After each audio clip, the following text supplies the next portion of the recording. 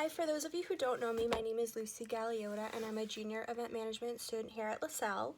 I've been fortunate enough to be involved with Relay for Life for 10 years now, and this is my third year on the Relay for Life committee at LaSalle, and this year I'm the co-recruitment chair.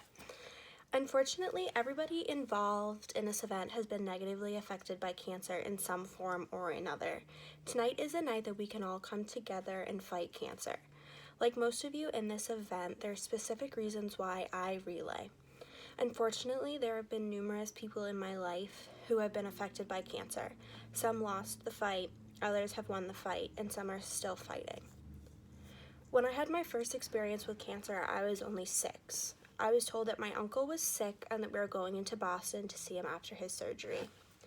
I wasn't sure what cancer was. I only knew that he was having an 8-hour-long surgery and that it was serious. My uncle is a cancer survivor and he continues to fight every day. When I was 13, I had an experience with cancer that changed my life forever. I was 13 when my mom was first diagnosed with cancer. My mom found a lump in her throat. I was in 8th grade and my mom had her biopsy done. It came back suspicious but non-inclusive. We didn't know what was to come. On July 19th, 2012, my family headed into Brigham and Women's Hospital for my mom's first surgery. On that day, the surgeons removed half of her thyroid and some lymph nodes around it. July 25th, 2012 is a day that I will never forget.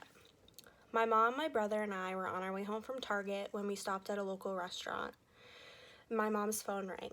That was the day that we found out that my mom was diagnosed with thyroid cancer.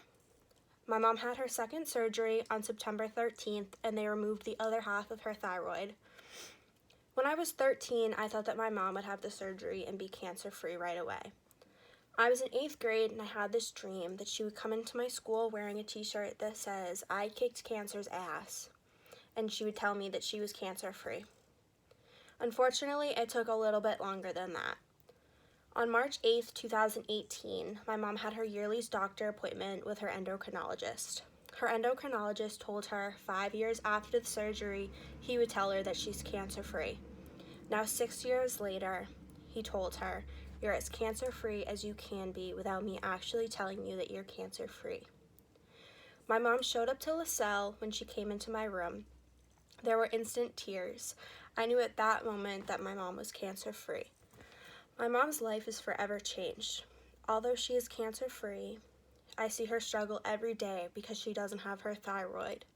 Though she is cancer-free, she will live the rest of her life changing her medicine and fighting this fight. Everything happens for a reason, and I'm a strong believer of that. However, I will never understand the reason behind our loved ones being diagnosed with cancer. After my mom's thyroid cancer diagnosis, I said it brought my family closer together. Now we are as close as ever, but unfortunately we hit another bump in the road. In the middle of the COVID crisis, my mom is diagnosed with breast cancer.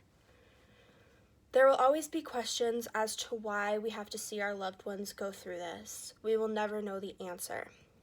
But such a scary diagnosis in such an uncertain time shows how strong someone truly is. There is no such thing as a good cancer, and no one can compare their sickness to one another.